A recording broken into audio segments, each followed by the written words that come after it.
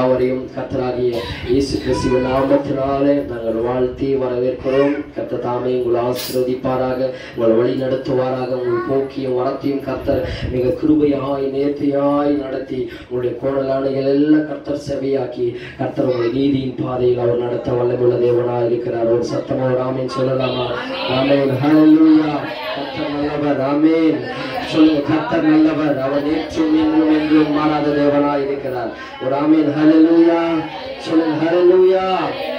ஆராதிக்கும் தேவன் ஜீவனுள்ளவராக இருக்கிறார். நம்ம ஒரு சிறு மந்தியாக ஒரு சிறு கூட்டமாக இருந்தாலும் கர்த்தர் நம் ஜெபத்தை கேட்கிறவராக இருக்கிறார். வேதம் சொல்கிறது, என் நாமத்தினாலே எங்கே 2-3 பேர் கூடி ஒருமனப்பட்டு ஜெபிக்கிறார்களோ அவர்கள் நடுவில் நான் வாசம் பண்ணுகிறேன் என்று சொல்லியிருக்கிறார். ஆமென், ஹல்லேலூயா.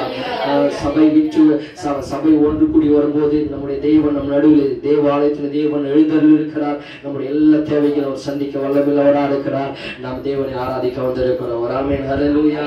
தொடர்ந்து கர்த்தருடைய வார்த்தைக்குள்ளாக நம்ம கடந்து செல்லலாம். நிச்சயமாக தேவன் இன்றைக்கு நமக்கு ஒரு வெளிப்பாட்டை கர்த்தர் கொடுப்பாராக. அந்த வார்த்தையின் பிரகாரம் நம் வாழ்க்கையை நடத்துவாராக. ஆமென், ஹல்லேலூயா. கர்த்தருடைய வார்த்தைக்குள்ளாக நம்ம கடந்து செல்லலாம். தொடர்ந்து நம்ம தியானிக்கிறோம். கடந்த வாரத்தினுடைய தொடர்ச்சியாக இந்த வாரம் அதை முடிக்க நான் விரும்புகிறேன். சங்கீதம் 23:5 நம்ம அடித்தளமாக எடுத்து நம்ம தியானித்துக் கொண்டிருக்கிறோம். சங்கீதம் 23:5 வசனம், என் சத்துருக்களுக்கு முன்பாக நீர் எனக்கு ஒரு பந்தி ஆயத்தப்படுத்தி என் தலையை எண்ணெயினால் அபிஷேகம் பண்ணுகிறீர். என் பாத்திரம் நிரம்பி வழிகிறது. என் பாத்திரம் நிரம்பி வழிகிறது. ஒரு முறை சொல்லிடுங்களா? என் பாத்திரம் நிரம்பி வழிகிறோம். விசுவாசத்தோடு சொன்னவங்களுக்கு கர்த்தர் நிச்சயமாகவே உங்கள் பாத்திரங்களை அவர் நிரம்பி வழிய பண்ணுவார். ஆமென், ஹல்லேலூயா. நம்ம பைபிள்ல படிச்சோம்னா சரி, பழைய ஏற்பாட்டிலிருந்து நம்ம முழுவதும் படிக்கும் போது எல்லா குறைவான பாத்திரங்கள், ஒன்றுமில்லாத பாத்திரங்களை தான் கர்த்தர் நிரம்ப பண்ணியிருக்கிறார். ஆமென், ஹல்லேலூயா. தகுதி இல்லாத பாத்திரங்களை தகுதிப்படுத்தியிருக்கிறார். பேதைகளை கர்த்தர் எடுத்து பைத்தியங்களை எடுத்து ஞானிகளாய் பாத்திரமாய் மாற்றியிருக்கிறார். குறைகளை நிறைவாய் மாற்றியிருக்கிறார். நிறைவான பாத்திரமாய் மாற்றியிருக்கிறார். பலவீன பாத்திரத்தை பலனாய் மாற்றியிருக்கிறார். ஆமென், ஹல்லேலூயா. ஒன்று குப்பையை எடுத்து கோபுரத்தில் அமர பண்ணியிருக்கிறார். இன்றைக்கு அந்த தேவனா இன்னைக்கு நம் பாத்திரத்தை நிச்சயமாகவே முடிவு உண்டு. உன் நம்பிக்கை வீண் போகாது. கர்த்தர் உங்கள் பாத்திரங்கள் நிரம்ப வழிய பண்ணுவார். கடந்த வாரத்தில் தியானித்தும் ஆதியாகமம் 12வது அதிகாரம் 2வது வசனத்தை நம்ம திருப்பிக் கொள்ளலாம். ஆதியாகமம் 12வது அதிகாரம் 2வது வசனம், நான் உன்னை பெரிய ஜாதியாக்கி உன்னை ஆசீர்வதித்து உன் பேரை பெருமைப்படுத்துவேன். நீ ஆசீர்வாதமாய் இருப்பாய். சொல்லுங்க, நீ ஆசீர்வாதமாய் இருப்பாய். அது அப்படியே சொல்லுங்க, நான் ஆசீர்வாதமாய் இருப்பேன். ஆமென், ஹல்லேலூயா. என்னை எத்தனை பேர் சபித்தாலும் என்னை தூற்றினாலும் எந்த சாபம் என்னை தொடராது. ஏன்னா வேதம் சொல்லுகிறது. அது கீழே வசனத்துல நம்ம தியானித்தோம் கடந்த வாரம் 3வது வசனத்துல, உன்னை ஆசீர்வதிக்கிறவர்களை ஆசீர்வதிப்பேன், உன்னை சபிக்கிறவனை சபிப்பேன். போதும். ஆமென், ஹல்லேலூயா. கர்த்தர் உங்களை ஆசீர்வதிக்கிறவர்களை கர்த்தர் ஆசீர்வதிப்பாராம். ஆமென், ஹல்லேலூயா. உன்னை யாராவது ஆசீர்வதிச்சாங்கன்னா அவங்க ஆசீர்வாதமா இருப்பாங்க. ஒரு ஆமென், ஹல்லேலூயா. உன்னை யாராவது சபிச்சாங்கன்னா அவங்களை கர்த்தர் சபிப்பார். ஒரு ஆமென், ஹல்லேலூயா. உங்கள் மேல சாபம் என்ற ஒரு மேகம் மூடாது. ஒரு ஆமென், ஹல்லேலூயா. ஏன்னா கர்த்தருடைய கரம் உங்கள் மேல் இருக்கிறது. கர்த்தருடைய கரம் என் மேல் இருக்கிறது. ஒரு ஆமென், ஹல்லேலூயா. கர்த்தருடைய கரம் என்ன தெரியுமா? ஆசீர்வதிக்கிற கரம். ஆமென், ஹல்லேலூயா. உன் வாழ்க்கையை மாற்றுகிற கரம், உன்னுடைய குறைகளை நிறைவாக்குகிற கரம், உன் பலவீனங்களை பலமாய் மாற்றுகிற கரம், உன்னுடைய சுகவீனத்தை சுகமாய் மாற்றுகிற கரம், உன்னுடைய வாழ்க்கையில் இருக்க எல்லா சூழ்நிலைகளையும் மாற்றி போடுகிற கரம். அந்த கரம் குறுகி போகாத ஒரு கரம். ஆமென், ஹல்லேலூயா. உன்னை ஆசீர்வதிக்க கூடாதபடிக்கு என் கரம் குறுகி போகவில்லை என்று கர்த்தர் சொல்லியிருக்கிறார். கர்த்தருடைய விருப்பமே நம்மை ஆசீர்வதிப்பதுதான். கர்த்தருடைய திட்டமே நமக்கு ஒரு ஆசீர்வாதத்தை கொடுப்பதுதான். ஒரு ஆமென், ஹல்லேலூயா. கடந்த வாரத்தில் சொன்னோம், ஆசீர்வாதம் என்பது ஒரு நிறைவானதை கொடுக்கிறது. பாலும் தேனும் ஓடுகிற ஒரு நிறைவான ஆசீர்வாதம், நிறைவானதை கொடுக்கிறது ஆசீர்வாதம் என்று தியானித்தோம். ஆமென் ஹல்லேலூயா. அற்புதம் என்பது அப்பப்ப நம்ம தேவைக்கு ஏற்றாற் போல நடப்பதுதான் அற்புதம். ஆமென் ஹல்லேலூயா. சொல்லுங்க, நல்லா கவனிங்க. நம்முடைய தேவை என்னவோ அந்த தேவையான நேரத்தில் சரியான நேரத்தில் சரியான இடத்தில் சரியான நபரை கொண்டோ இல்ல சரியான காரியங்களை ஜெயமாய் கர்த்தர் நமக்கு சந்திக்கிறார் என்பதுதான் அற்புதம். ஆனால் அற்புதத்தை காட்டிலும் தேவன் நமக்கு வைத்திருக்கிறதோ அந்த ஒரு அற்புதமான ஒரு வாழ்க்கை அல்ல, ஆசீர்வாதமான ஒரு வாழ்க்கையை வைத்திருக்கிறார். ஆமென் ஹல்லேலூயா. ஆசீர்வாதம் என்பது நிறைவானது, பரிபூர்ணமானது, நம்ம தேவைக்கு மிஞ்சினது. ஆமென் ஹல்லேலூயா. நம்ம அன்றாட வாழ்க்கைக்கு மிஞ்சினது. நம்முடைய ஆண்டவருடைய திட்டமா இதுதான். ஆண்டவர் முதல்ல மனுஷனை படைத்தார். ஆதாமை ஆண்டவர் ஆதியாகமத்தில் நம்ம 1வது அதிகாரத்தை வாசித்த நமக்கு தெரியும். முதல்ல ஆண்டவர் ஆதாமை சிருஷ்டித்த பொழுது ஆதாமை சிருஷ்டித்து முதல்ல என்ன பண்றார்? ஆண்டவர் ஒரு ஏதேன் தோட்டத்தை உருவாக்குறார், ஒரு படைக்கிறார். அந்த ஏதேன் தோட்டத்தை படைத்த பிற்பாடு ஒரு மனுஷனை ஆதாமை உருவாக்குகிறார். அந்த ஆதாமை தான் இந்த பூமியில முதலாய் உருவாக்கப்பட்ட சிருஷ்டிக்கப்பட்ட ஒரு மனுஷன். களிமண்ணினால ஆண்டவர் அவரை போலவே அவருடைய ரூபமாகவே அவனை சிருஷ்டித்து அவருடைய சுவாசத்தை மனுஷனில் அவர் ஊதும் பொழுது அவர் மனுஷனாய் மாறினான். நமக்கு எல்லாரும் அந்த கதை தெரியும். ஆதாமுக்கு ஒரு ஏவாள் படைக்கிறார்.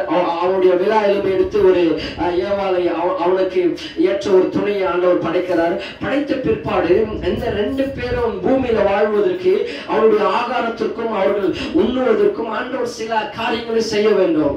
ஆமென் ஹல்லேலூயா. 2 பேருக்கு எவ்வளவு தேவைப்படும்? ஆமென் ஹல்லேலூயா. 2 பேருக்கு ஏதோ ஒரு கொஞ்சம் ஆண்டவர் படைத்திருக்கலாம். ஆனால் லட்சக்கணக்கான கனிகளை தருகின்ற மரங்களை கர்த்தர் படைத்தார். ஆமென் ஹல்லேலூயா. லட்சக்கணக்கான மரங்களை கர்த்தர் படைத்திருக்கிறார். ஆமென் ஹல்லேலூயா. 2 பேருங்க, ஒரு ஆள் இல்ல, 2 பேருக்கு ஆண்டவர் நிரம்பி வழிகிற ஒரு ஆசீர்வாதத்தை கர்த்தர் கொடுத்திருக்கிறார். அந்த அளவுக்கு ஒரு பரிபூர்ணமான ஆசீர்வாதத்தை என் தேவன் கட்டளை கொடுத்திருக்கிறார். 2 பேர் வாழ்ற இடத்துல ஒரு பெரிய தோட்டம், ஒரு தோட்டத்தை ஆண்டவர் ஏதேனை உருவாக்கினார். அதுல எத்தனையோ லட்சக்கணக்கான விருட்சத்தின் கனிகள் இருக்கிறது. ஆண்டவர் இதெல்லாம் ஆண்டவர் படைச்சு சொல்றாரு, மனுஷனை சொல்றாரு, இதெல்லாம் நீ உனக்கு என்ன வேணும் அதை சாப்பிடு என்று கர்த்தர் சொன்னார். ஆமென் ஹல்லேலூயா. ஏன்னா அவன் ஆதாம் கேட்கல, ஆண்டவரே எனக்கு இது வேண்டும், இந்த ஆசீர்வாதம் வேணும், எனக்கு சாப்பிடுவதற்கு இதெல்லாம் வேணும் கேட்கல. உனக்கு என்ன வேணும் விரும்புகிறதை நீ சாப்பிடலாம். ஆமென் ஹல்லேலூயா. இதுதான் ஆசீர்வாதங்க. ஆசீர்வாதம் என்பது உன்னுடைய தலைமுறைக்கு தேவையானதை கர்த்தர் ஒரே இடத்துல வைத்திருக்கிறார். ஆமென் ஹல்லேலூயா. அது சுரந்து கொண்டே இருக்கும் ஒரு நீரூற்றாய் தினமும் ஒரு புதிய நீரூற்றுகளை நீரூற்று சுரக்கிறது போல கர்த்தர் உங்களுக்கு ஆசீர்வாதத்தை ஏராளமா ஏதேன் தோட்டத்தில் வைத்திருந்தார். அப்படி வைத்திருக்கிற தேவன் அந்த அளவுக்கு நிறைவான ஆசீர்வாதத்தை அந்த இடத்துல வைத்திருந்தார். நம்ம ஒரு மனிதனுக்கு இவ்வளவு தேவையா என்பது நமக்கு தேவையில்லை. நமக்கு புரியுற மாதிரி சொல்லணும்னா அந்த தோட்டத்தில் இருக்கிற மரங்கள் ஒரு நாளைக்கு ஒரு மரம் சாப்பிட்டு இருந்தா கூட எத்தனையோ 1000 வருஷங்களுக்கு சாப்பிடலாம்.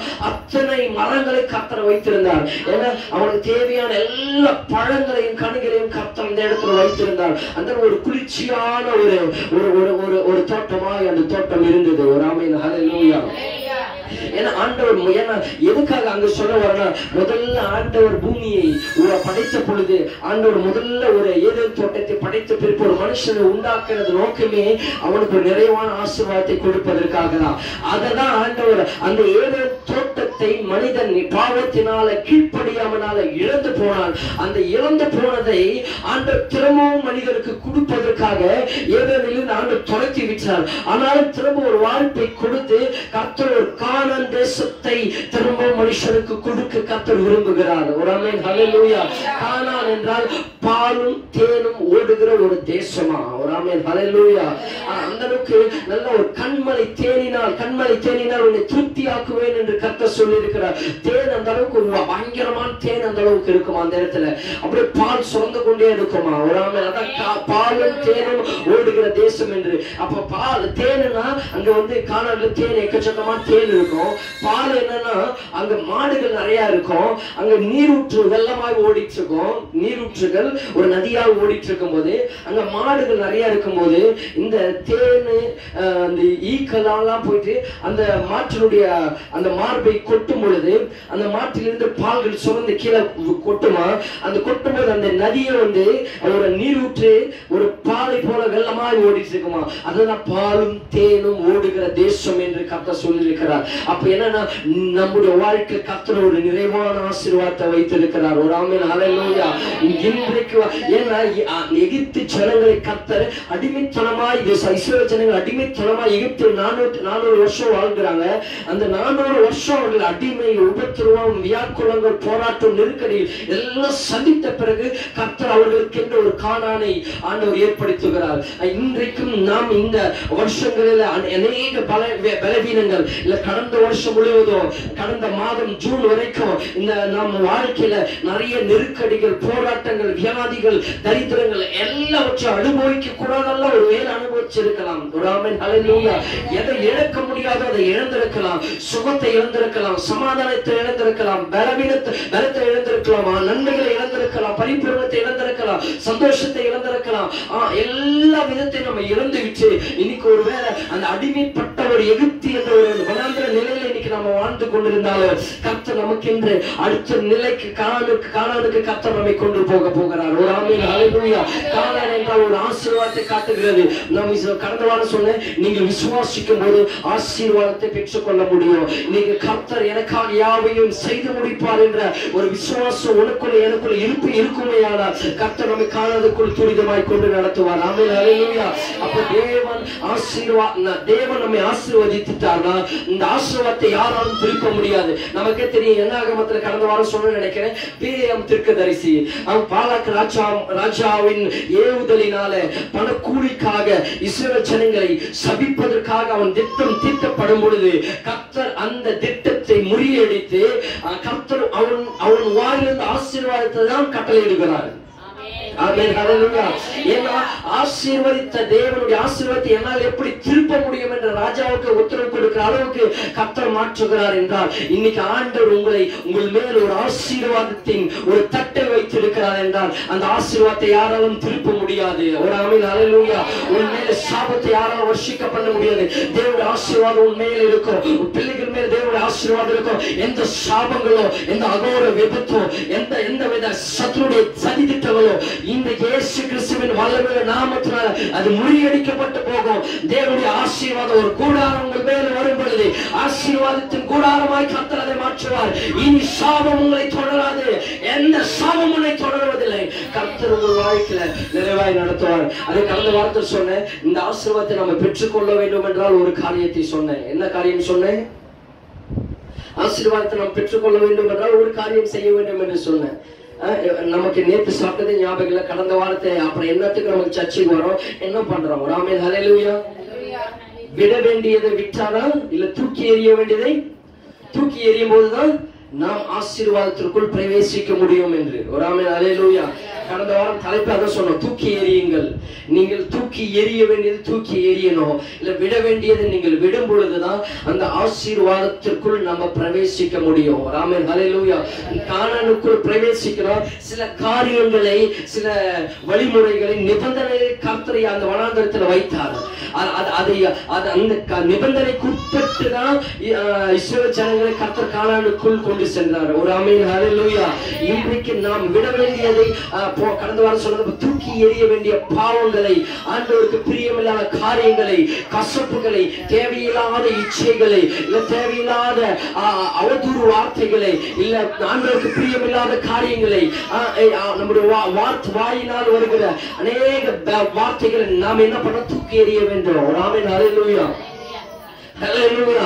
நம்ம நினைச்சுக்கிறோம் தேவையில்லாத ஆண்டவருடைய பிள்ளைகள், ஆண்டவரால் ஆசீர்வதிக்கப்பட்டவர்கள், தேவையில்லாத சாபமான வார்த்தைகள் நம்ம வாயிலிருந்து புறப்படும் போது, அந்த தேவையில்லாத வார்த்தைகள் நம்ம பேசும்போது அந்த ஆசீர்வாதத்துக்குள் நம்ம பிரவேசிக்க முடியாது. ஒரு ஆமென் ஹல்லேலூயா. நான் சொல்றது புரியுதா?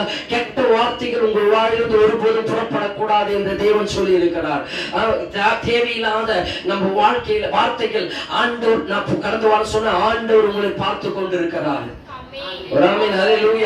உன் வாயிலிருந்து புறப்படுகிற துர்குண வார்த்தைகளை கர்த்தர் கவனித்துக் கொண்டிருக்கிறார். நீங்கள் ஆண்டவருக்கு பிரியமில்லாத வார்த்தைகள் பேசும்போது கர்த்தர் அங்கேயும் வாழ்க்கை முடிந்து விட்டது. ஒரு ஆமென், ஹல்லேலூயா. ஆண்டவருடைய பிள்ளைகள் ஆண்டவர் ரத்தத்தினால் கழுவப்பட்டவங்க ஆண்டவர் சொல்லிட்டாரு. நான் கடந்த வாரம் சொன்னது போல, உன்னை ஆசீர்வதிக்கிறவனை நான் ஆசீர்வதிப்பேன், உன்னை சபிக்கிறானா அவனை நான் சபிப்பேன் என்று கர்த்தர் சொன்னார். நீ சபிக்க தேவையில்லை, சபிக்கிறது உன்னுடைய வேலை இல்லை. ஒரு ஆமென், ஹல்லேலூயா. சபிக்கிறதோ பிறரை குறித்து நீங்கள் புறம் கூறுகிறதோ அது உன்னுடைய வேலை இல்லை. உன் வேலை நான் என்ன சொல்லிருக்க அதை பார்த்து கொண்டு நீ போகும்போது நான் அதை பார்த்துக் கொள்ளுகிறேன். அந்த யுத்தம் என்னுடையது. ஆமென், ஹல்லேலூயா. என்றைக்கு நீங்க தலை நிமிர பண்ணுகிறீர்களோ அன்னைக்கு உன் வாழ்க்கை சிதறடிக்கப்பட்டு போகும். ஆண்டவர் அழித்து போடுவார், ஒன்றுமில்லாமல் போய் விடுவீர்கள். ஆமென், ஹல்லேலூயா. நான் என்ன செய்கிறேன், என்னை யாரு சபித்தாலும் சரி அந்த சாபம் என் மேல வராது என்று நான் போய்கொண்டே இருக்க வேண்டும். ஆமென், ஹல்லேலூயா. திரும்ப நீ சபித்துக் கொண்டு துர்குண வார்த்தைகளை, தேவையில்லாத இச்சையான காரியங்களை, ஆண்டவருக்கு பிரியமில்லாத காரியங்களை, பாவ வார்த்தைகளை நாம் பேசும்போது ஆண்டவர் தேவ ஆவியானவருக்குள்ள வாசம் செய்ய மாட்டார். அவர் மென்மையானவர், அவர் ஜென்டில் காட், அவர் ரொம்ப மெதுவான தேவன். நீ தேவையில்லாத துர்குணத்தை நீ பயன்படுத்த உனக்குள்ள பிசாசுடைய கிரிகள் இருக்கும் போதுதான் உனக்குள்ளே இருந்து செயல்படுகிற வார்த்தைகள் கோரமாய் இருக்கும். ஆமென், ஆமென், ஹல்லேலூயா. இன்றைக்கு நம்ம தீர்மானத்தை எடுக்கணும். நான் என்ன சர்ச்சுக்கு போனாலும் சரி, என்ன சோமனாலும் சரி, என்னுடைய சுபாவங்கள் குணாதிசயங்கள் மாறவில்லை என்றால் ஒன்றுக்கும் பிரயோஜனம் இல்லை. ஆமென், ஹல்லேலூயா. வெறும் கை தட்டுற கை ஓசைக்கு ஆதாரமா இருக்கும். ஆமென், ஹல்லேலூயா. உங்கள் நடத்தை மாற வேண்டும், உங்கள் குணாதிசயங்கள் மாற வேண்டும், உங்கள் எண்ணங்கள் மாற வேண்டும். நான் சபைக்கு வருகிறேன் என்றால் உன் சூழ்நிலைகளை என்றைக்கு மாறுகிறதோ அன்றைக்கு வாழ்க்கையில மாற்றங்கள் வர ஆரம்பிக்கும். பேச்சு மாறணும், உன்னுடைய செயல் மாறணும், உன்னுடைய எண்ணம் மாறணும், உன்னுடைய பார்வை மாறணும். ஆமென், ஹல்லேலூயா. எல்லாரும் விட நான் போய் முன்னாடி சண்டைக்கு நிக்கிறேன்னா உன் வாழ்க்கையில் ஒரு மாற்றம் வராது. கர்த்தர் ஆசீர்வதிக்க மாட்டார். நீ என்ன கன்விஷன் என்ன முட்டி போட்டாலும் ஒன்றும் நடக்காது. கர்த்தர் மௌனமாக இருப்பார். ஆமென், ஹல்லேலூயா. கர்த்தர் வாழ்க்கையில் மாற்றத்தை கொடுக்க மாட்டார். நீ ஒருவேளை ஆசீர்வாதம் இருக்க மாதிரி தெரியல. வாசிக்கலாம் ஆதியாகமம் 32வது அதிகாரம் 26 32 வரைக்கும். அவர் நான் போகட்டும் பொழுது விடுகிறது என்றார். அதற்கு அவன் நீர் என்னை ஆசீர்வதித்தால் ஒழிய உன்னை போக விடேன் என்றான். அவர் உன் பேர் என்ன என்று கேட்டார். யாக்கோபு என்றான். அப்பொழுது அவர் உன் பேர் இனி யாக்கோபு எனப்படாமல் இஸ்ரவேல் எனப்படும். தேவனோடும் மனிதரோடும் போராடி மேற்கொண்டாயே என்றார். அப்பொழுது யாக்கோபு உம்முடைய நாமத்தை எனக்கு அறிவிக்க வேண்டும் என்று கேட்டான். அதற்கு அவர் நீ என் நாமத்தை கேட்பானேன் என்று சொல்லி அங்கே அவனை ஆசீர்வதித்தார். அப்பொழுது யாக்கோபு நான் தேவனை முகமுகமாய் கண்டேன், உயிர் தப்பி பிழைத்தேன் என்று சொல்லி இந்த ஸ்தலத்துக்கு பெனியேல் என்று பெயரிட்டான். அவன் பெனியேலை போதும். ஆமென், ஹல்லேலூயா. இன்னைக்கு நான் சொல்றேன், இன்னைக்கு இந்த ஆசீர்வாதத்தினுடைய இன்னொரு பங்குல சொல்றேன். கடந்த வாரம் சொன்னேன், தூக்கி எறிய வேண்டியதை தூக்கி எறியும் போதுதான் இந்த ஆசீர்வாதத்துக்குள் நாம் பிரவேசிக்க முடியும். இந்த வார்த்தை நான் இன்னைக்கு சொல்றேன், பெனியேல். ஆமென், ஹல்லேலூயா. பெனியேல் நீங்கள் வர வேண்டிய இடத்திற்கு வர வேண்டும். ஆமென், ஹல்லேலூயா. ரெண்டு காரியங்கள் செய்யணும். நம்ம ஆசீர்வாதத்திற்குள் பிரவேசிக்க வேண்டும், இல்ல நம்ம வாழ்க்கை ஆசீர்வாதமாய் மாற வேண்டும் என்றால் தேவையில்லாததை எல்லாம் என்ன பண்ணணும்? தூக்கி எறிய வேண்டும். ஆமென், ஹல்லேலூயா. அதை நம்மை விட்டு தூக்கி எறியணும். நமக்குள் இருக்கிற பாவங்கள், இச்சைகள், தேவையில்லாத காரியங்கள், நம்ம ஒரு வீட்டை சுத்தப்படுத்தும் போது தேவையில்லாத குப்பைகளை தூக்கி வெளியில போடுறோமா, இல்ல அதை அழகுபடுத்தி திரும்ப பேக் பண்ணி நம்ம திரும்ப வீட்டில் வைக்கிறோமா? தேவையில்லாத தூக்கி வெளியேறுகிறது போல நம் வாழ்க்கையில் இருக்கிற தேவையில்லாத காரியங்கள், ஆமென் ஹல்லேலூயா, இது வரைக்கும் நம்ம வாழ்க்கையில பாவம் இருந்திருக்கலாம், தேவனுக்கு பிரியமில்லாத பேசிக் கொண்டிருந்திருக்கலாம், தேவையில்லாத துர்குணங்கள் நமக்குள் இருந்திருக்கலாம், தவறான வார்த்தைகள் நம்ம பேசுகிற நாவாய் நமக்கு இருந்திருக்கலாம். அதெல்லாம் நீங்க என்னைக்கு தூக்கி எறிறீங்களோ அன்னைக்குதான் ஆசீர்வாதத்துக்குள் பிரவேசிக்க முடியும். இரண்டாவது காரியம் இன்றைக்கு என்ன சொல்ற, பெனியலுக்குள் நீங்கள் வர வேண்டும். ஆமென் ஹல்லேலூயா. எல்லாரும் சொல்லுங்க பெனியல். சொல்லுங்க பெனியல். ஹேல்னாலே தேவன் அர்த்தம். தேவன், பெனியல்னா தேவன் இருக்கிற இடத்திற்கு நீங்க வர வேண்டும். ஆமென் ஹல்லேலூயா. அங்க வரும்பொழுதுதான் நீங்கள் தேவனை முகமுகமாய் பார்க்க முடியும். ஆமென் ஹல்லேலூயா. தூக்கி எறிய வேண்டியது தூக்கி எறிந்து விட்டு வர வேண்டிய இடத்திற்கு வர வேண்டும். ஆமென் ஹல்லேலூயா. இன்னைக்கு காலையில சரியான இடத்திற்கு தான் நீங்க வந்திருக்கிறீங்க. எங்க தேவன் இருக்கிற இடத்துல தேவனை முகமுகமாய் பார்க்க முடியும். ஆமென் ஹல்லேலூயா. இன்னைக்கு வீட்டில் உட்கார்ந்துட்டு கறி சாப்பிட்டுட்டு இட்லி தின்னிக்கிட்டு இல்ல ஏதோ ஒரு வேலைக்கு போற ஏதோ ஒன்று பண்ணிட்டு இருந்தீங்க, இந்த ஆசீர்வாதத்தை நீங்கள் இழந்து போயிருப்பீர்கள். ஆமென். நான் முதல்ல சொன்ன ஆண்டவர் ஒரு பெரிய வெளிப்பாடை இன்னைக்கு உங்களுக்கு கொடுக்கணும். இன்னைக்கு நீங்க வந்ததே பெனியலுக்குள் வந்திருக்கிறீங்க. பெனியல் என்பது கர்த்தர் உங்கள் வாழ்க்கையை திருப்புகிற ஒரு இடம். உங்கள் வாழ்க்கையின் பாதைகளை மாற்று பாதையாய் மாற்றி கர்த்தர் சரியான பாதையில் நடத்துகிற ஒரு இடம் தான் பெனியல். ஆமென் ஹல்லேலூயா. கர்த்தர் உங்களை பெனியலுக்கு கொண்டு வந்திருக்கிறார். ஒருவேளை நீங்க எங்க வேலையா போகணுமோ இல்ல ஏதோ ஒரு காரணத்துக்காக இன்னைக்கு வரக்கூடாது என்று நினைத்திருக்கலாம். ஆனா கர்த்தர் இன்னைக்கு ஏதோ உங்களை கொண்டு வந்தார்னா ஆண்டவர் பெனியலுக்கு நேராக உங்களை நடத்துகிறார். ஆமென் ஹல்லேலூயா. பெனியல் என்றால் தேவன் வாசம் பண்ணுகிற இடம். ஹேல் என்றாலே தேவன் அர்த்தம். பெனியல்னா முகமுகமாய் அவன் சொல்றான், நான் தேவனை முகமுகமாய் பார்த்தேன். 30 அப்பொழுது யாக்கோபு நான் தேவனை முகமுகமாய் கண்டேன், உயிர் தப்பி பிழைத்தேன் என்று சொல்லி அந்த ஸ்தலத்திற்கு பெனியல் என்று பெயரிட்டான். பெனியல் என்ற முகமுகமாய் தேவனை பார்க்கிற இடம். இங்க இந்த இடம் ஆண்டவர் இருக்கிற இடம் பெனியல். ஆமென் ஹல்லேலூயா. பெனியலுக்கு வரணும். பெனியலுக்கு வரும்போதுதான் தேவனை நம்ம பார்க்க முடியும். ஆமென் ஹல்லேலூயா. ஏதோ ஒண்ணு வந்துட்டோன்றதோடு இருக்கும்போது நம்ம வாழ்க்கையில ஒரு மாற்றம் வந்துடாது. யாக்கோபு பத்தி உங்களுக்கு நான் சுருக்கமா சொல்லிடுறேன். யாக்கோபுனா வேற ஒன்றும் கிடையாது. அவனுக்கு பேரே வந்து எத்தன். எத்தனா ஏமாற்றுக்காரன் இல்ல திருடன். ஒரு ஆமென் ஹல்லேலூயா. அவன் அண்ணனுடைய சொத்தை ஏமாத்திட்டான், ஆஸ்தியை ஏமாத்திட்டான். ஆமென் ஹல்லேலூயா.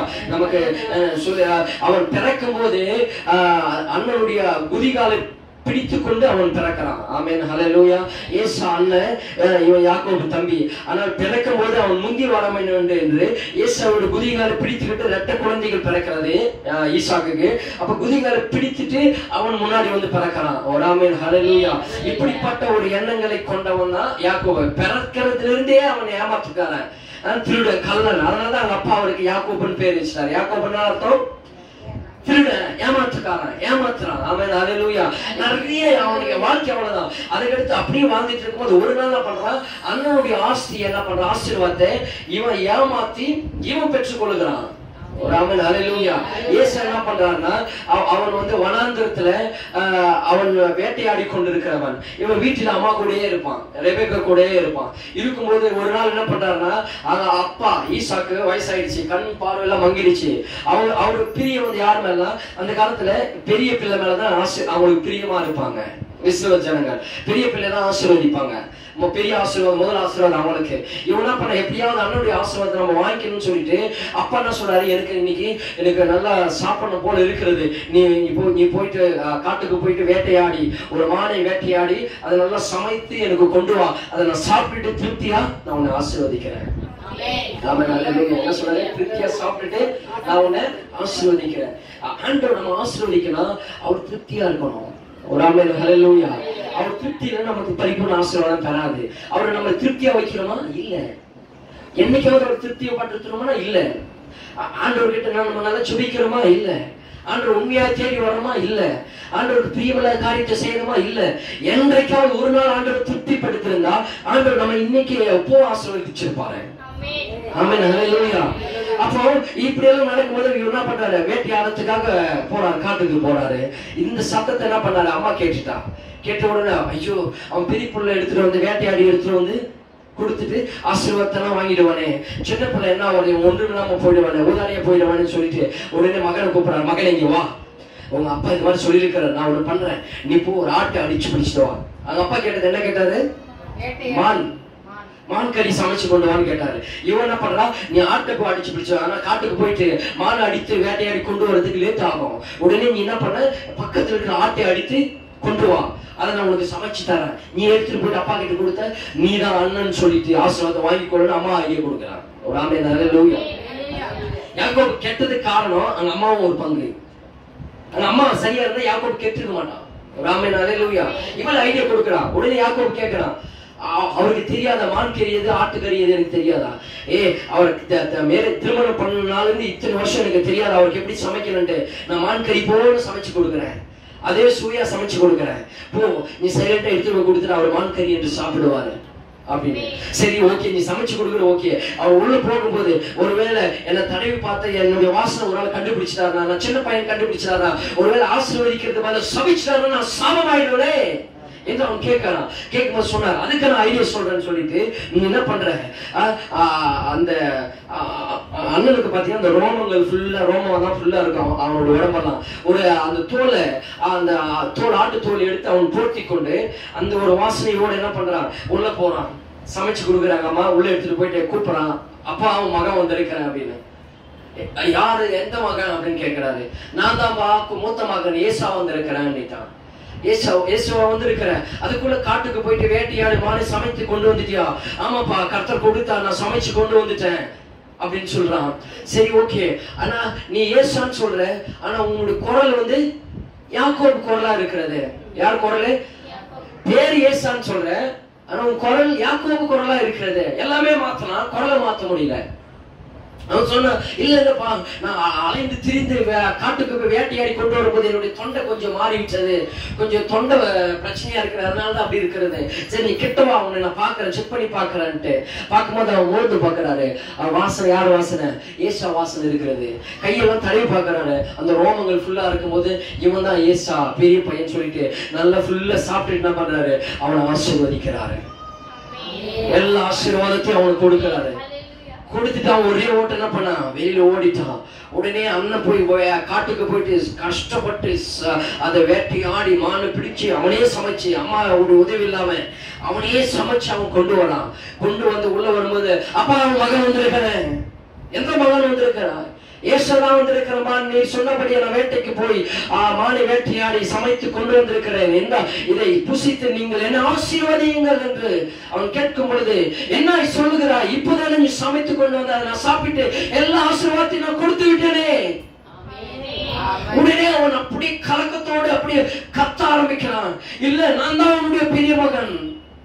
அப்ப வந்ததுக்கு முன்னாடி இளைய மகன் யாக்கோபு என்னை போல வேஷம் தரித்து கொண்டு ஏமாற்றி ஆசீர்வாதத்தை பெற்றுக் கொண்டான் என்று ஒரே கோபத்தோடு அவனை அழிப்பதற்காக வெளியில வரான். அதுக்குள்ள அம்மா என்ன பண்ணிட்டாங்க, இல்ல நீ இங்க இருந்தா உன்னை கொண்டு போட்டுருவோம் அண்ணன், நீ உடனே நீ கிளம்பு, லாபான் வீட்டுக்கு போ, மாமா வீட்டுக்கு போ அப்படின்னு சொல்லிட்டு அவனை பேக் பண்ணி அனுப்பிச்சு விடுறா. அவன் வனாந்தரத்துல போகிறான். ஒரு ஆமென் ஹல்லேலூயா. இவன் சரியான கோபத்துல இருக்கிறான். இந்த மாதிரி ஒவ்வொரு விஷயங்களும் அவன் வாழ்க்கையில நடக்க ஆரம்பிக்கிறது. நடக்க ஆரம்பிச்சு இவன் லாபான் வீட்டுக்கு போறான். லாபான் வீட்டுக்கு போன உடனே அங்க போயிட்டு இந்த மாதிரி உன்னுடைய தங்கச்சி மகன் நான் வந்திருக்கிறேன் என்று சொல்லி அவன் வீட்டுல என்ன பண்றான், உயிருக்கு பயந்து அங்க போயிட்டு ஆடு மேய்க்க ஆரம்பிக்கிறான். ஆடு மாடுகளை மேய்க்க ஆரம்பிக்கிறான். ஆமென் ஹல்லேலூயா. இப்படி மேய்ச்சிட்டே இருக்கும்போது அவன் வாழ்க்கையில என்ன நடக்குதுன்னா, அவன் வாழ்க்கை எல்லாமே ஒரு நிரந்தரம் இல்லாமல் அவன் வாழ்ந்து கொண்டிருக்கிறான். ஆமென் ஹல்லேலூயா.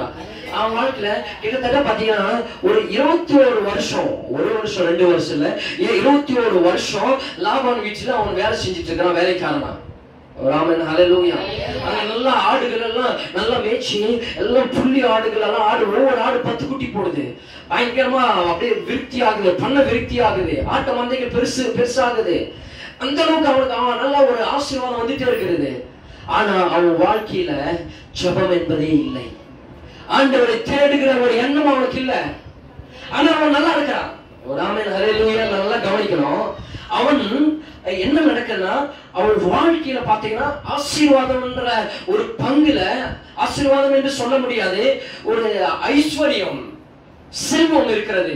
அவன் செய்கிறதெல்லாம் ஆசீர்வாதமா இருக்கிறது. கிட்டத்தட்ட எக்கச்சக்கமான ஆடுகள் மந்தையை கர்த்தர் பெருக பண்ணுகிறார். அவங்க மாமாவை பாக்குறாரு, என்னது இதுவரைக்கும் நமக்கு இருந்த ஆடுகள் எல்லாம் உடைச்சலாம் நோஞ்சலா இருந்துச்சு, ஏதோ ஒரு குட்டி 2 குட்டி 3 குட்டி போடும், இவன் வந்தானா இல்லையா 10 குட்டி ஒவ்வொரு ஆடு போட ஆரம்பிக்கிறது, நம்ம இடமே விசாலமாக்குது, மந்த விசாலமாக்குது, ஓ பயங்கரமா ஆயிட்டுன்னு சொல்லிட்டு 7 வருஷம் அங்க இருக்கிறான். இன்னொரு 7 வருஷம் இருக்கிறான், இன்னொரு 7 வருஷம் 21 வருஷம் அங்க இருக்கிறான். இருக்கும்போது மாமா பொண்ணையே கல்யாணம் பண்ணிடுறான். ஒரு ஆமேன், அது ஒரு ஸ்டோரி.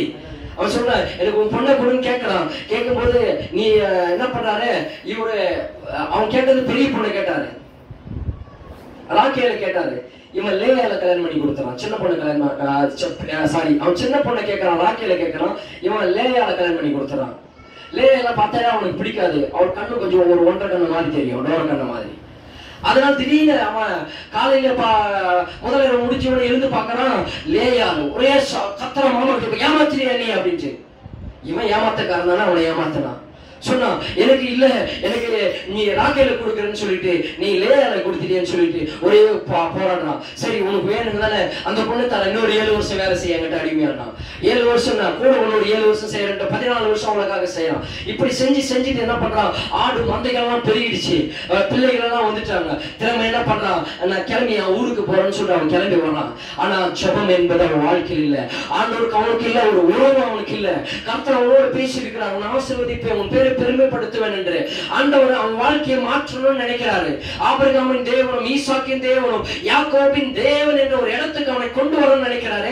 ஆனா அவன் என்ன பண்றான், ஜெபம் இல்லாம அவன் வாழ்க்கை தாறுமாறாய் ஏதோ ஒரு வாழ்க்கை வாழ்ந்து கொண்டிருக்கிறான். ஆனா நல்லா இருக்கிறான். நிறைய பேர் இன்னைக்கு நினைக்கிறோம், நான் நல்லா இருக்கிறேன், செய்யறதுல வேலை நல்லா இருக்கிறது, அதனால நான் ஆசீர்வாதமா இருக்கிறேன் என்று நினைச்சு கொள்றாங்க. இல்ல, ஒரு ஆமென் ஹல்லேலூயா.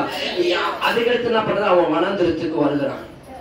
வரும்போது அப்ப யாக்கோபை கர்த்தர் வனாந்திரத்துக்கு அனுமதிக்கிறார். ஆமென் ஹல்லேலூயா, ஹல்லேலூயா. ஏன் ஆண்டவர் ஏசாவுக்கு ஆண்டவர் வனாந்திரத்தை அனுமதிக்கல, யாக்கோபுக்கு வனாந்திரத்தை அனுமதிக்கிறார்? ஏன்னா ஆண்டவர் நீ உன்னை வனாந்திரத்துல அனுமதித்தாதான் நீ உன் வாழ்க்கையை மாற்றிக்கொள்ளுவ. எப்படின்னா, வனாந்திரம் என்பது வாழ தகுதி இல்லாத ஒரு இடம். இன்னைக்கு ஒரு வேளை நீங்க வனாந்திரத்துல வாழ்ந்து கொண்டிருக்கலாம், வாழத்துக்கு தகுதி இல்லாம உன் வாழ்க்கையில எல்லாமே இறந்து போன போல ஒரு வனாந்திர வாழ்க்கையை வாழ்ந்து கொண்டிருக்கலாம். ஒரு ஆமென் ஹல்லேலூயா. சுகம் இல்லாம, சமாதானம் இல்லாம, சந்தோஷம் இல்லாம, நிம்மதி இல்லாம, ஆசீர்வாதம் எல்லாம் ஏதோ ஒரு வனாந்திர தகுதியில நான் இன்னும் வாழ முடியாத என்ற நிலையில் தள்ளப்பட்டிருக்கலாம். ஆனா கர்த்தர் சொல்றாரு, யாக்கோபை வனாந்திரத்திற்கு அனுமதித்தது கர்த்தர் தான். ஹல்லேலூயா. அவனுக்கு எல்லாமே இருந்துச்சு, ஆனா வனாந்திரத்துக்கு அனுமதிக்கிறார், ஏசாவை அனுமதிக்க. ஏன்னா கர்த்தர் நீ வனாந்திரத்துக்கு அனுமதிச்சாதான் நீ என்னோடு பேச வேண்டும், நீ என்னோடு பேசுவ, என்னோட ஜெபம் பண்ணுவ. அப்பதான் உன்னை நான் மாற்ற முடியும், உன் பேரை மாற்ற முடியும், நீ உன்னை ஆசீர்வாதமா மாற்ற முடியும், இஸ்ரவேலாய் உன்னை மாற்ற முடியும் என்று ஜெபிக்காத வரைக்கும் ஆண்டவர் என்ன பண்றாங்க, உங்கள் வாழ்க்கையில் ஒரு மாற்றமும் வராது. ஒரு ஆமென் ஹல்லேலூயா. முதல்ல பெனியலுக்கு நீங்கள் வர வேண்டும். பெனியல் என்றால் என்ன அர்த்தம்? தேவன் வாசம் பண்ணுகிற இடம். இரண்டாவது, நீங்கள் ஜெபிக்காத வரைக்கும் உங்கள் வாழ்க்கையில் ஆசீர்வாதத்தை காண முடியாது. ஆமென் ஹல்லேலூயா. ஜெபம் என்ன அர்த்தம்னா, தனிமைப்பட்ட ஒரு ஜெபமா இருக்க வேண்டும். ஒரு ஆமென் ஹல்லேலூயா. தனிப்பட்ட ஜெபம் உங்கள் வாழ்க்கையில் இல்லை என்றால் நீங்கள் பரிபூர்ண ஆசீர்வாதத்தின் நிறைவுகளை பெற்றுக் கொள்ள முடியாது. நான் சொல்றது புரியுத விளங்குதா? ஜெபம் என்பதே என் வாழ்க்கையில் இல்ல. பிசினஸ், வேலை, வருமானம், தொழில், இதனால நான் ஓடிக்கிட்டு இருக்கேன், எல்லாம் எனக்கு நான் சமாளிச்சுட்டு இருக்கேன்னா உன் வாழ்க்கையில் ஆசீர்வாதம் இருக்காது.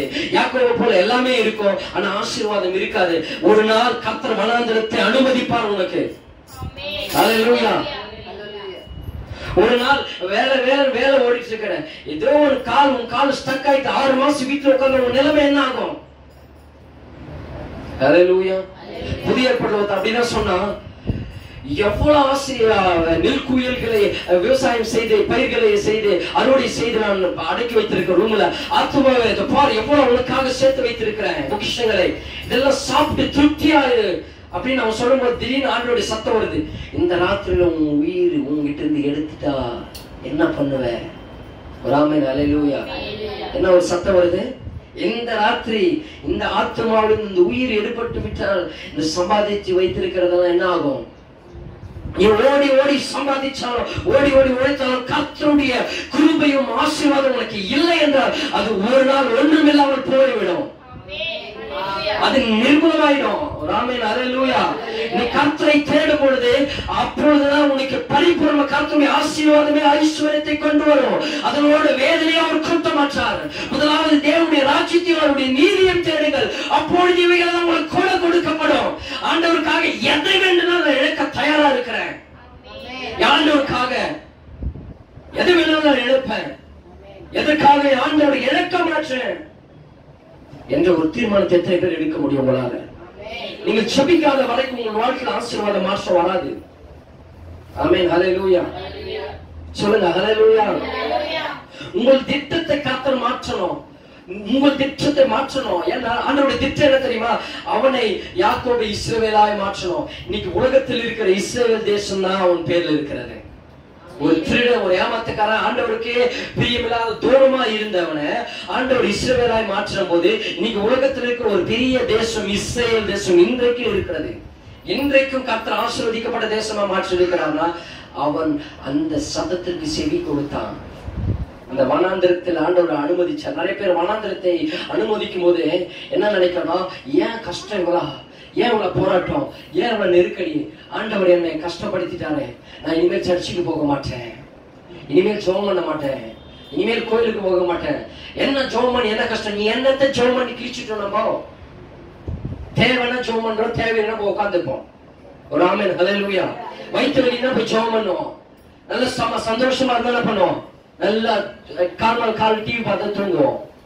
அவர் ஆமென் சொல்லுங்க ஹல்லேலூயா. அப்போ நீங்க ஆண்டவர் என்ன தெரியுமா? ஏன் ஆண்டவர் வனாந்தரத்தை யாக்கோபுக்கு அனுமதிக்கிறாரா? யாக்கோபு வனாந்தரத்திற்கு போனாதான் அவன் ஜெபம் பண்ணுவான். அவன் ஜெபம் பண்ணாதான் அவன் ஆசீர்வதிக்க முடியும். நீங்க ஜெபம் இல்லாமல் நீங்க ஆசீர்வாதத்தை பெற்றுக்கொள்ள முடியாது. ஒரு ஆமென் சொல்லுங்க ஹல்லேலூயா.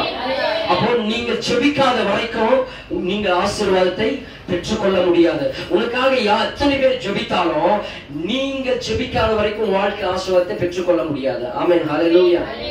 யாக்கோபுக்கு இதுக்கு முன்னாடி பாத்தீங்கன்னா, இதுக்கு முன்னாடி வரைக்கும் அவனுடைய தாய் அவனுக்கு உதவி பண்ணிட்டு இருந்தா, தந்தை உதவி பண்ணிட்டு இருந்தாங்க, மாமா உதவி பண்ணிட்டு இருந்தாரு. கரெக்டா? எல்லாமே சாப்பாடுல இருந்து எல்லாமே அவங்களுக்கு கொடுத்துட்டு இருந்தாங்க. ஆனா இப்போ வனாந்திரத்துக்கு வந்துட்டா இப்போ அவனுக்கு உதவுவதற்கு யாருமே இல்லை. எல்லா உதவியும் கட் ஆயிடுச்சு. இன்னைக்கு ஒருவேளை உங்களுக்கு எல்லா பக்கத்துல இருந்து உதவி கட் ஆயிருக்கிறதா? எந்த பக்கத்துல இருந்து உங்களுக்கு வழி இல்லையா? வந்தது எல்லாமே ஸ்டாப் ஆயிடுச்சா? நீங்க எல்லாமே கட் ஆயிடுச்சு, தனிமையா நின்றுட்டீங்களா? இந்த நேரத்துல தான் நீங்கள் உங்கள் கண்களை ஏறெடுத்து, எனக்கு ஒத்தாசி வரும் பருவதங்களுக்கு நேரா என் கண்களை ஏறெடுக்கிறேன் என்று நீங்கள் தேவனை நோக்கி பார்க்கும் பொழுது இந்த வனாந்திரத்திலிருந்து கர்த்தர் உங்களுக்கு வழி திறப்பார். ஆமென் ஹல்லேலூயா. யாக்கோபுக்கு தெரிஞ்சிருச்சு இனி வேற வழி இல்லைன்னு. என்ன வழி தெரியுமா? ஏசா இவனை கொன்று போட வேண்டும் என்பதற்காக ஒரு 400 பேரை படைத்திரட்டி வந்துட்டு இருக்க அண்ணன் இன்னும் மறக்கல. 20 வருஷம் ஆச்சு, மறக்கல. ஏன் தெரியுமா? இவன் என் ஆசீர்வாதத்தை ஏமாத்தி வாங்கிட்டான்ட்டு இவனை சாகடிப்பதற்காக 400 பேருக்கு திருப்பி கொண்டு வரான். எனக்கு வேற வழி இல்லை, இன்னைக்கு நான் செத்தேன், என் குடும்பம் செத்து போச்சு என்று சொல்லிட்டு ஒரே பயத்தோடு இருக்கிறான். சரி, ஒருவேளை அண்ணன் வந்து என்ன சாகடிச்சாலும் அட்லீஸ்ட் என் குடும்பமாவது பிழைக்கிறன்ட்டு இருக்கிற ஆடு மாடு மிருக ஜீவன்களை எல்லாம் ஆட்கள் எல்லாம் 2 பங்கா பிரிச்சுட்டு ஒரு பங்கு வேற பக்கமா அனுப்புறான், ஒரு பங்கு இன்னொரு பக்கமா அனுப்புறான். ஏன் தெரியுமா? அட்லீஸ்ட் அவன் வந்து ஒரு பங்கு அடிச்சுட்டான், ஒரு பங்கு பிழைத்திருக்கான்னு சொல்லிட்டு அவன் ஒரு திட்டத்தை தீட்டு இருக்கிறான். ஒரு ஆமென் ஹல்லேலூயா. இன்னொன்னு என்ன பண்றான்னா, அண்ணனை ஏமாற்றணும், திரும்ப ஏமாற்றத்துக்கு முயற்சி செய்யறான்.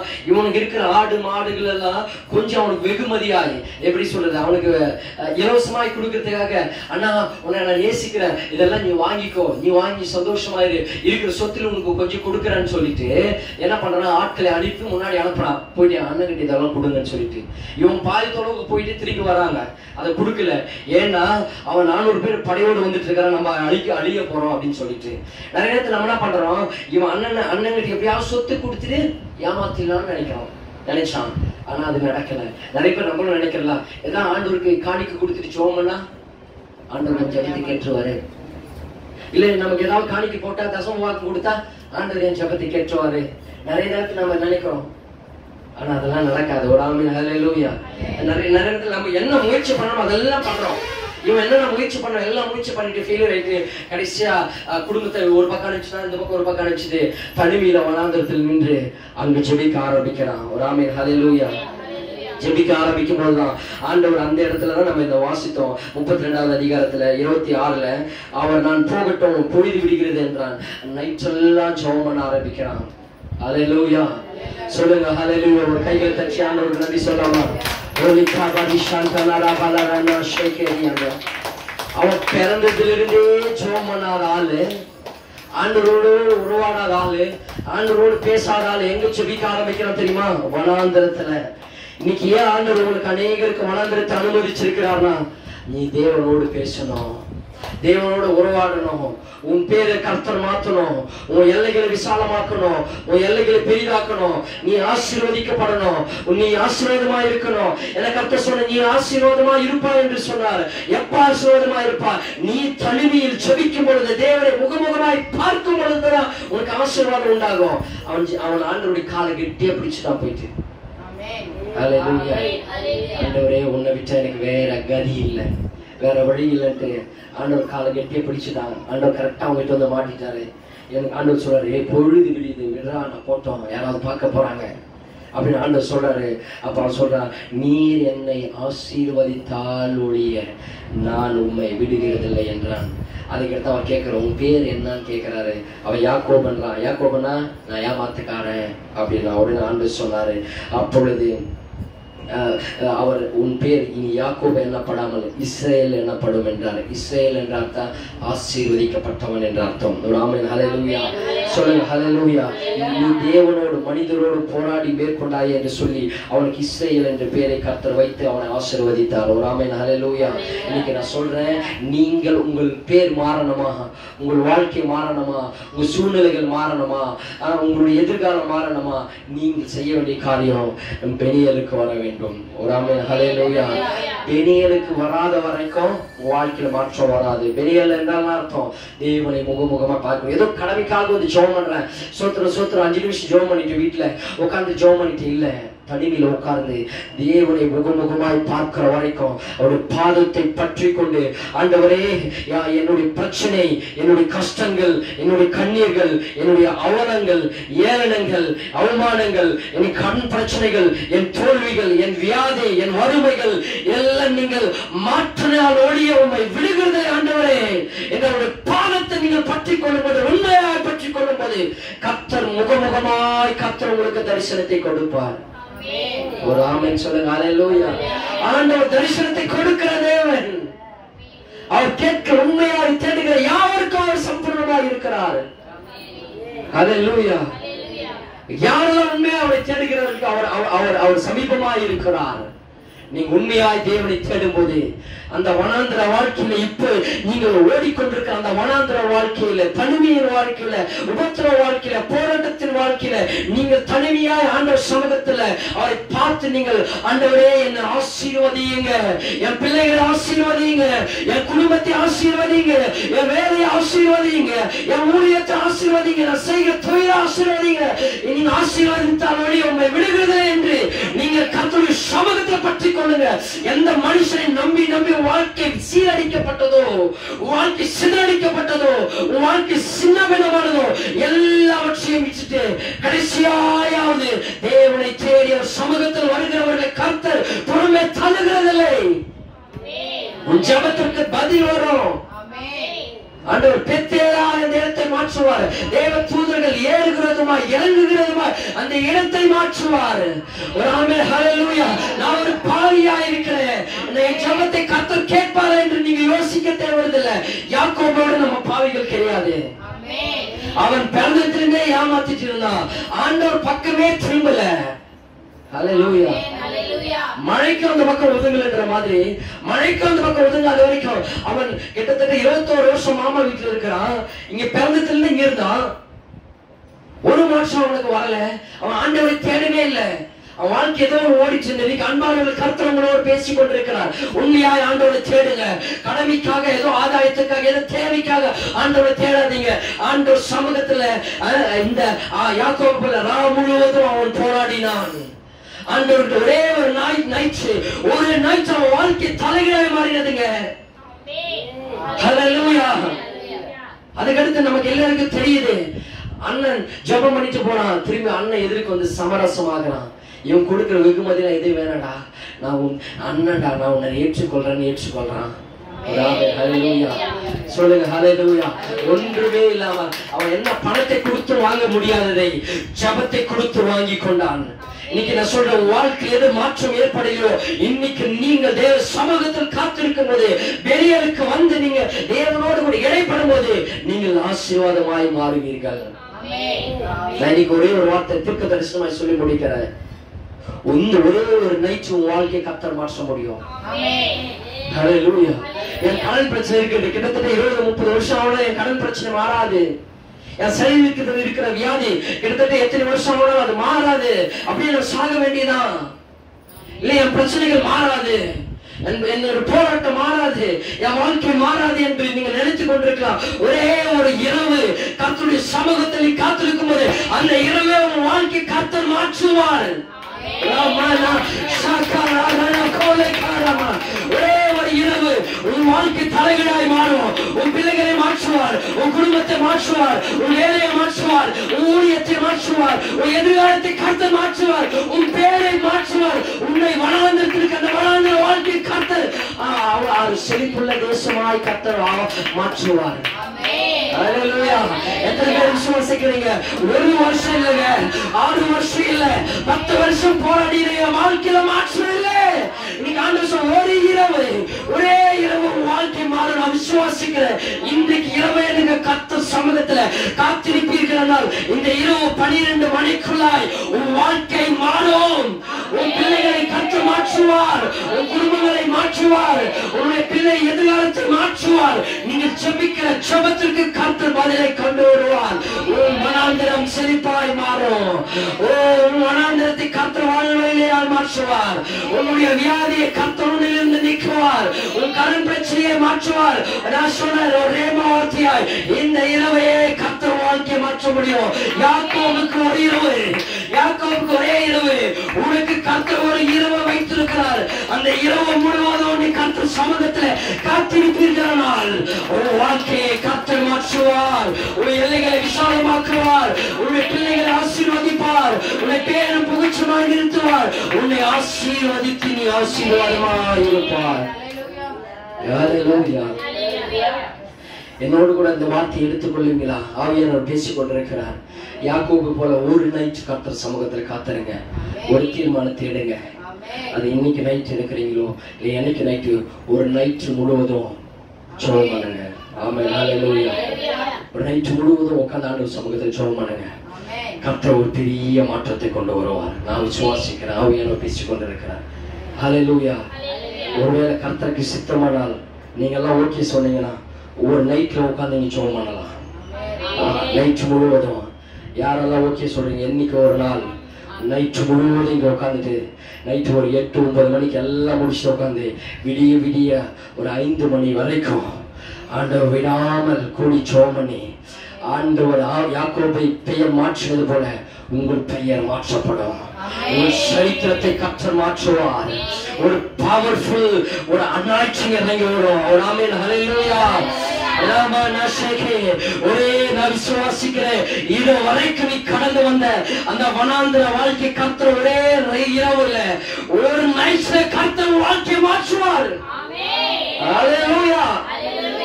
சொல்லுங்க சத்தமா ஹல்லேலூயா. நான் முடிக்கிறேன். யாக்கோபுக்கு 1 வருஷம் ஒரு நைட். ஹல்லேலூயா. 21 வருஷம் போராட்டம். 21 வருஷம் மாமா வீட்டுல அடிமையா வேலை செய்யலாம். அவன் பிறந்தது எல்லாம் சேர்த்து பார்த்தீங்க கிட்டத்தட்ட ஒரு 40-50 வருஷம்.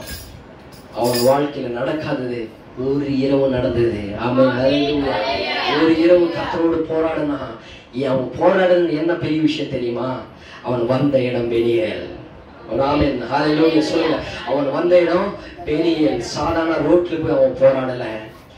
அவன் போய் இல்ல குடும்பத்துல போராடல, கணவன் மனைவியோடு போராடல, பிள்ளைகளோடு போராடல, வேலை செய்யற இடத்துல போராடல, அவன் மாம்சத்தோடு போராடல, அவன் போராடின இடம் தேவனிடத்துல. பெனியேல் அவன் போராடினான். ஆமென், அல்லேலூயா. நீங்களும் ஆயத்தமா இருக்கிறீர்களா? பெனியேல் வாருங்கள். அங்கே நீங்கள் போராடும் போது கர்த்தரும் பெயரை மாற்றி இஸ்ரவேலாய் ஆசீர்வதிக்கப்பட்டவர்களை கர்த்தர் மாற்றுவார். ஆமென், அல்லேலூயா. சொல்லுங்க, நம்பர் 1 பெனியேலுக்கு வர வேண்டும். நம்பர் 2 போராடணும். ஆமென், அல்லேலூயா. சொல்லுங்க, போராட்டம் இல்லாமல் நீங்கள் கொஞ்சம் வெளியில வர முடியாதுங்க. ஏன்னா நமக்கு வான மண்டலத்தில் இருக்க பொல்லாத ஆவிகளோடு நமக்கு போராட்டம் இருக்கிறது. மாம்சத்தோடு ரத்தத்தோடு நமக்கு துரைத்தனங்களோட போராட்டம் நமக்கு இல்லை.